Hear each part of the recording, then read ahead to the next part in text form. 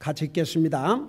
골로새서 2장 4절 5절입니다. 시작.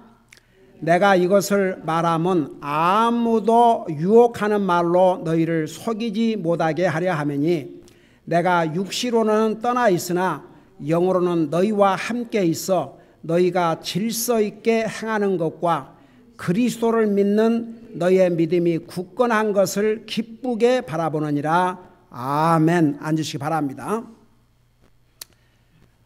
우리가 구원받고 하나님의 자녀가 되었지만 원수마귀 사탄은 갖가지 방법으로 하나님의 사람들을 미혹하고 시험합니다. 그래서 구원받은 것으로 만족하지 말고 영적으로 성숙해야 됩니다. 영적으로 성숙해야 사람의 헛된 철학에 넘어가지 않고 거짓 선자에게 넘어가지 않고 사탄의 유혹에 넘어가지 않기 때문입니다.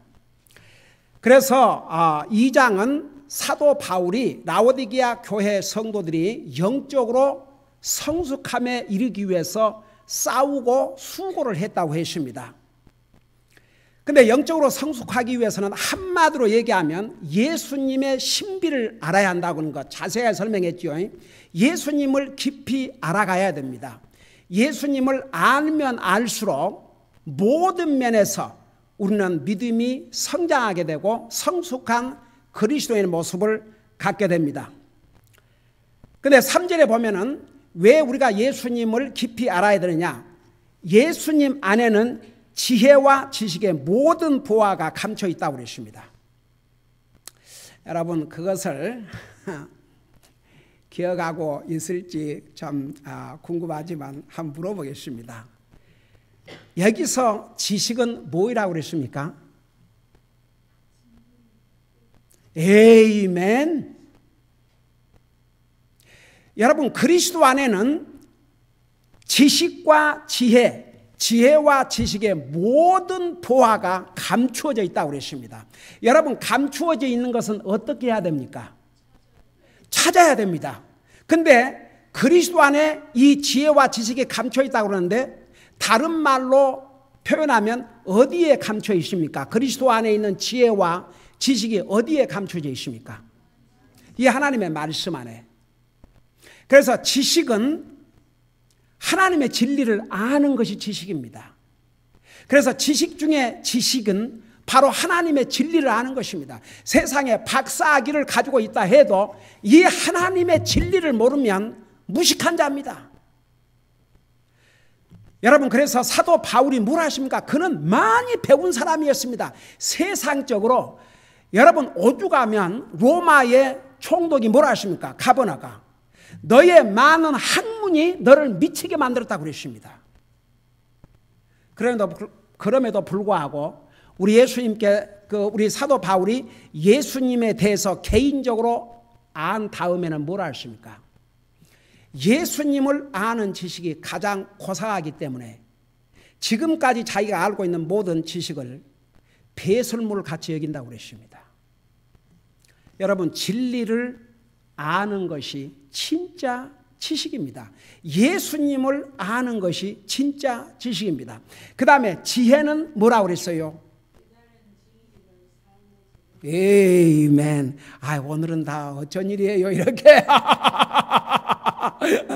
한 주일이나 지났는데 아주 물어본 질문을 정확하게 그냥 답변을 하시는구만. 에이멘. 역시 우리 자랑스러운 성숙한 우리 성도들의 모습입니다.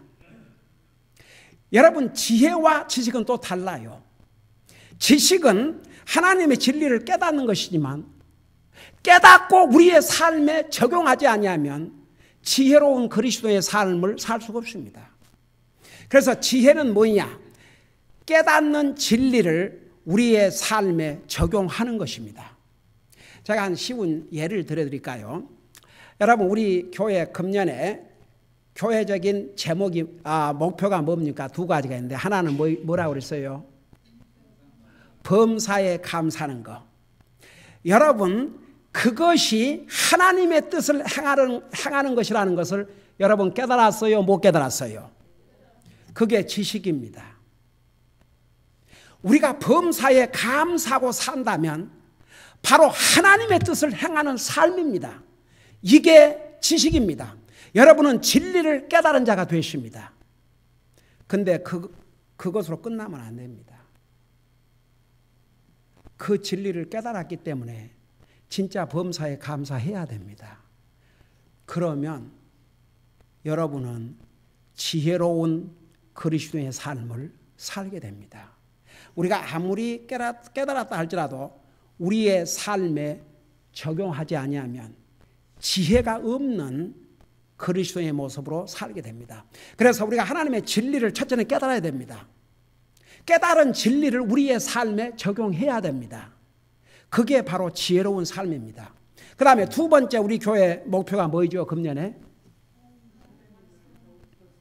주님을 더욱더욱 사랑하는 것. 여러분, 사람들이 모든 것이 협력하여 선을 이룬다. 여러분, 특별히 어렵고 힘든 상황에서 누가 그런 얘기 해주면 얼마나 위로가 되고 격려가 되고 용기가 납니까? 지금 어렵고 힘들지만 그게 모든 것이 협력하여서 유익이 됩니다. 근데 그것은 하나님의 진리를 완전히 얘기한 게 아닙니다. 절반만 얘기하는 것입니다. 여러분, 모든 것이 협력하여 유익을 이루고 선을 이룬 것은 누구에게만 해당하다고 그랬어요? 하나님을 사랑하는 자에게. 근데 하나님을 사랑하기는 고사하고 하나님 상관도 없는 사람에게 모든 것이 협력하여 선을 이룰 것입니다. 이건 어떤 면에서 속임수입니다. 모든 사람에게가 아닙니다. 심지어 하나님의 자녀라 할지라도 무조건 하나님의 자녀가 된다고 해서 로마서 8장 28절에 가면 모든 것이 협력하여 선을 이룬 것이 아닙니다.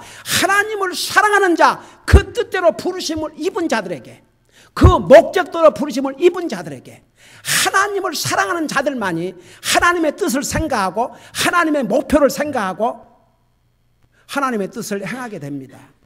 그러니까 아무에게라도 해당이 되는 것이 아닙니다. 우리가 이것을 배웠습니다. 자세하게 설교를 했습니다. 듣고 깨달았습니다. 거기에 대한 지식을 갖게 되십니다. 여러분, 그래서 그 설교를 들은 다음부터 우리 교회가 이런 목표를 세운 때부터 주님 사랑하기에 여러분 힘써오고 있습니까? 그러면 그건 지혜로운 삶입니다. 여러분, 우리가 항상 주님에게 포커스를 맞추고 내가 어떻게 하면 주님을 더 사랑할까? 그러면 주님을 사랑한다는 것이 막연하면 안 됩니다. 이 하나님의 말씀을 읽고 듣기를 사랑할 때 그게 주님을 사랑하는 길입니다. 여러분, 마리아와 마르다 그 자매가 예수님이 그 집에 방문하셨을 때 마르다는 굉장히 인간적이었습니다.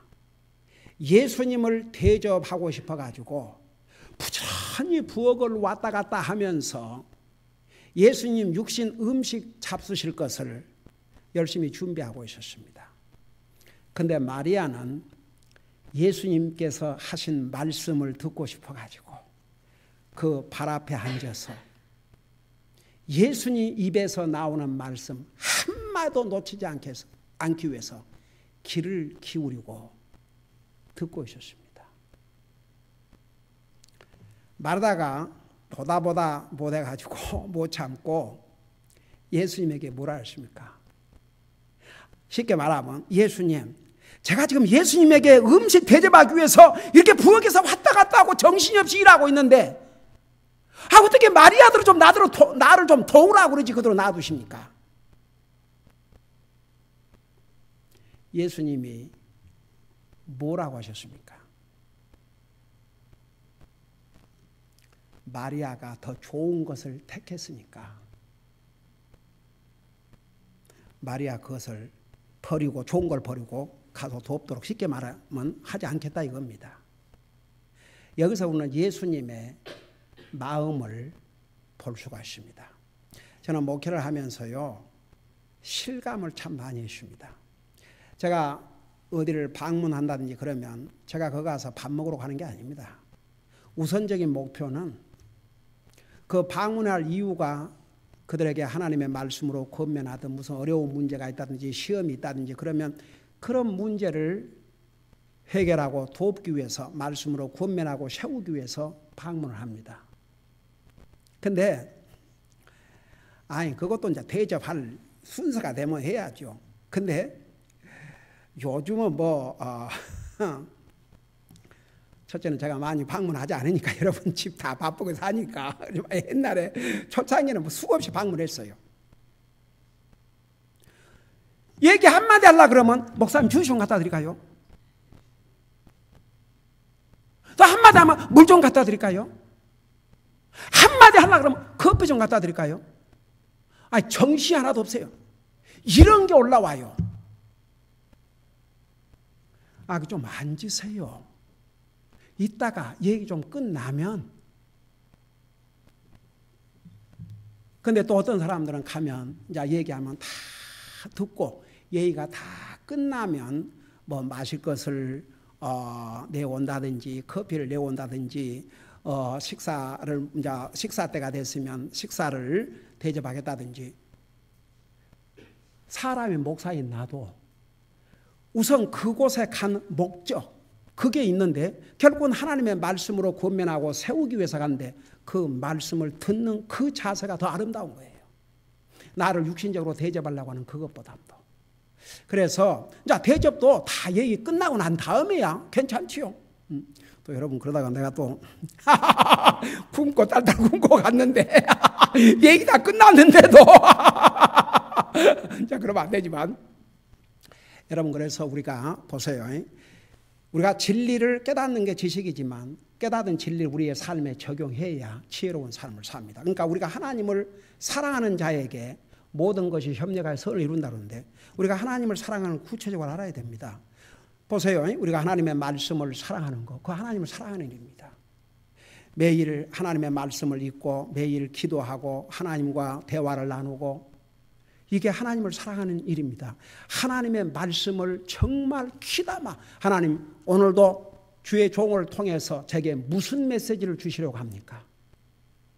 여러분 주님께서 여러분 개개인에게 주셔요. 그 메시지를 듣고자 하는 마음, 간절한 마음, 그게 바로 주님을 사랑하는 자세입니다. 저도 말씀을 개인적으로 읽을 때 하나님 이 말씀을 통해서 제게 주신 메시지를 들을 수 있게 해주시옵소서. 이 말씀을 통해서 주님의 음성을 듣게 하여 주시옵소서. 그렇게 기도하고 성경이 있습니다. 그게 주님을 사랑하는 길입니다. 교회를 주님의 몸이라고 그랬습니다. 주님이 교회를 사랑하셔서 자기의 생명을 주셨다고 그랬고 교회를 자기의 피로 사셨다고 그랬습니다. 주님의 교회를 사랑하고 주님의 교회를 돌아보고 이게 다 주님을 사랑하는 길입니다. 우리 주님께서 이 땅에 오신 목적이 천하보다 귀한 영혼을 구하러 오셨습니다. 우리가 다른 사람에게 전도지 하나라도 전하면서 그 영혼을 불쌍히 여기고 주님 앞으로 인도하려고 그럴 때 그게 바로 주님을 사랑하는 길입니다. 여러분 우리가 그 주님 사랑하는 길에 포커스를 맞추면 모든 것이 협력하여 결국은 우리에게 선이 된다 그 말입니다. 우리의 눈으로 볼 때는 어떻게 이렇게 힘들고 어렵고 왜 주님께서 나를 안 도와주실까 하지만 우리가 주님을 사랑하는 데에 모든 포커스를 맞추면 결국은 하나님께서 모든 것이 협력하여 우리에게 선을 이루게 하십니다. 여러분 우리가 지금 창세기를 공부하면서 우리의 믿음의 조상 아브라함에 대해서 배우고 있지 않습니까? 한번 생각해 봐요. 그는 자기의 고향, 자기 조상들이 사는 고향에서 잘 살고 있는데 너가 알지 못한 땅으로 내가 지시할 땅으로 가라. 이제 갔지요. 하나님께서 그에게 약속을 하시지 않습니까? 근데 약속의 자식을 하나님께서 약속한 그 자식을 언제 주셨냐 그러면 2년 후에 주신 것이 아닙니다. 5년 후에 주신 것이 아닙니다.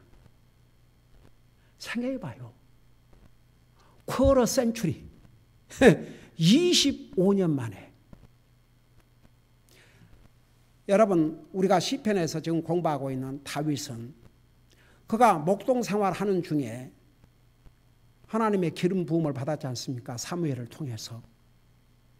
그런데 그가 장차 이스라엘 왕이 될 사람으로 기름 부어 받았지만 한번 다윗이 왕위에 오르기까지 어떤 삶을 살았습니까?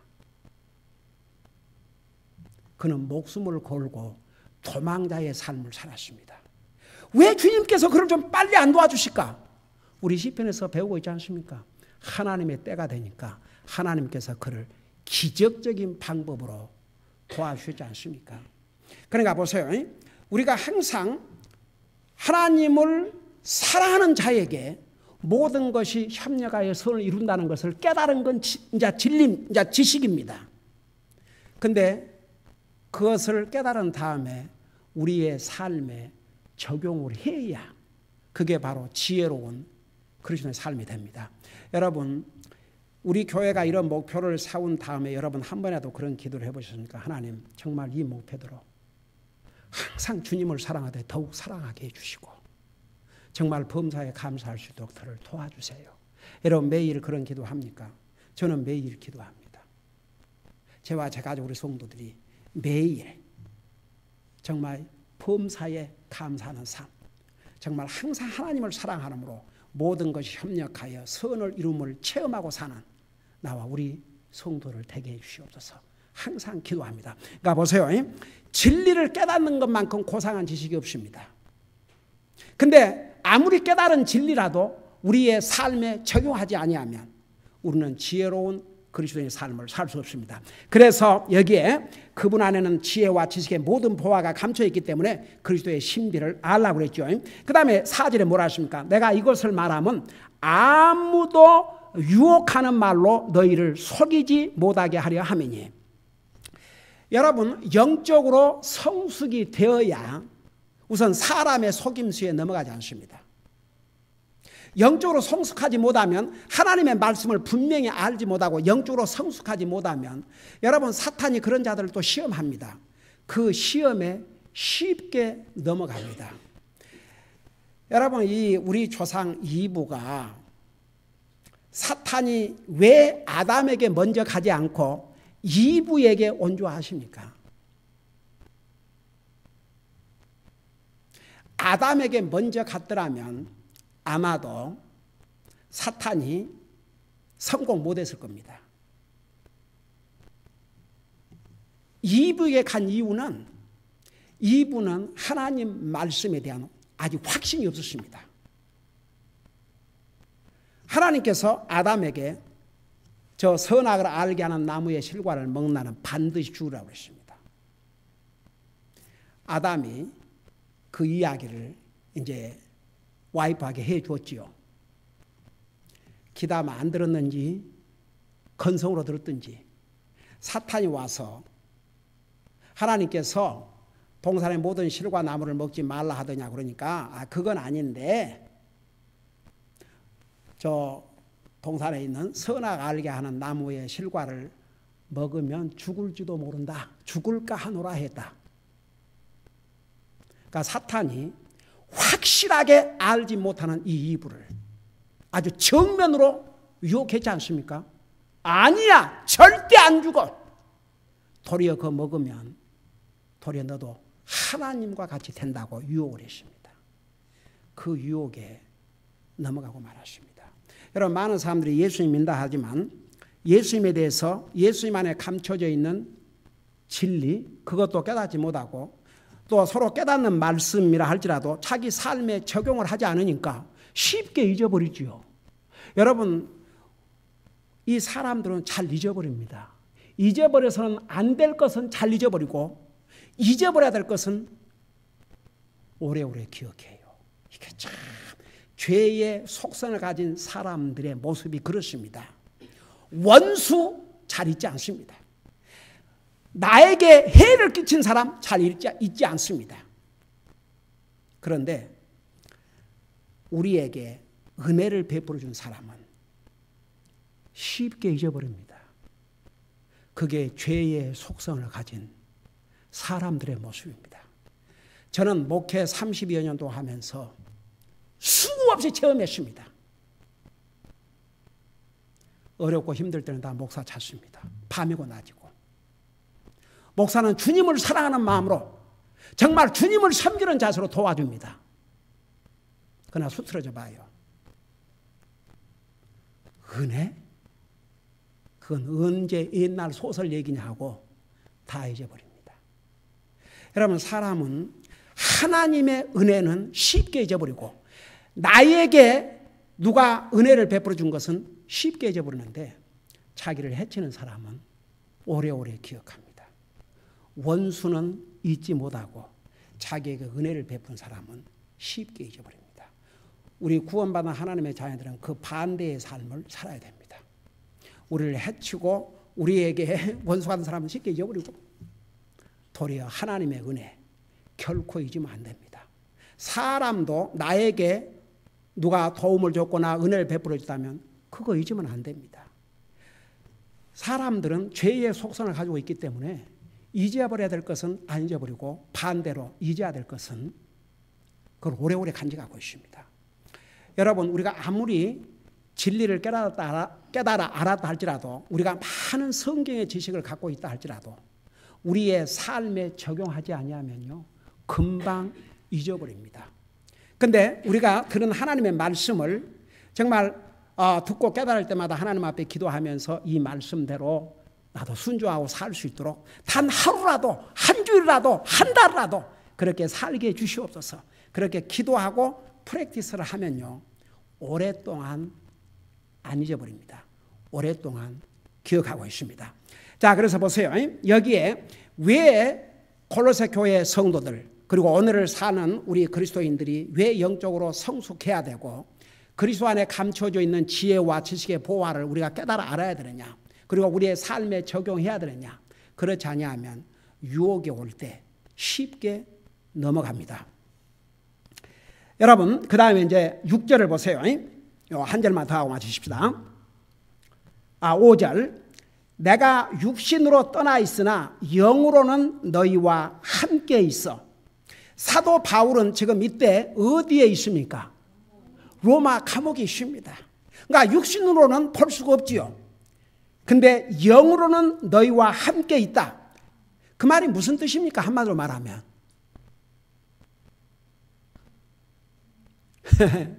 사도 바울의 생각과 마음 속에는 항상 골로새 교회 성도들이 있었다 그 말입니다. 가령 여러분 보세요. 이제 제가 여러분의 목회자로서 목사로서 이제 정기적으로 보는 날이 주일날 거의 하루 종일 그리고 수요일 또 우리 젊은이들은 토요일날 이렇게 보지 않습니까? 그러면 육신으로 여러분들을 볼 때만 보고 생각하는 게 아닙니다. 날마다 여러분 한 사람 한 사람 여러분의 가족 우리 교회를 오든 안 오든 상관없이 여러분의 가족, 여러분의 자녀들 위해서 날마다 이름을 불러가면서 기도합니다. 여러분 생각하고 있어요 없어요? 이 목회자가? 그 대답도 어려워요. 볼 때만 생각하는 것 같아요? 안 봐도 항상 마음과 생각으로 여러분 생각하고 있는 것 같아요? 그래요. 여러분 볼 때만 수요일날 보고 이제 봤네. 그 기도해야지. 주일날 보고 오늘 봤네. 기도해야지. 안 그래요? 여러분을 육신적으로 보지 않는 순간에도 목사의 머릿속에 목사가 어떻게 하면 내가 돈을 많이 벌어갖고 그런 생각 안 해요. 어떻게 하면 하나님의 사역을 끝까지 잘 감당할 수 있을지, 어떻게 하면 우리 성도들을 계속 하나님의 말씀 위에 굳게 세울지, 어떻게 하면 정말 한 영혼이라도 주님 앞으로 교회로 인도할지, 그게 목사의 생각과 마음 속에 잠자는 시간을 빼놓고는 거의 가득 찼죠. 그러니까 이제 이것을 생각하면서 사도 바울이 그랬다 그 말입니다. 사도 바울은 현재 육신적으로 로마의 감옥에 갇혀 있습니다. 그러나 항상 그 생각 속에 영으로는 영, 생각, 마음 그 속에는 항상 골로새 교회 성도들을 생각했다 그 말입니다. 자, 그러면서 뭐라 했습니까? 아주 사도 바울이 기뻐했습니다. 무엇으로? 두 가지로 말미암아. 첫째가 너희가 질서 있게 행하는 것과, 여러분 바울 사도는 로마에 갇혀 있었지만 이 골로새 교회 성도들이 질서 있게 행하는 삶을 들었습니다. 그것이 너무나 기뻤다 했습니다. 그러면 여기에 질서 있는 삶이 도대체 뭔 것 같습니까? 자, 여러분이 혼자 성경을 읽는다고 할 때 이걸 어떻게 깨닫겠습니까? 여기에 질서 있는 삶이라는 게 뭡니까?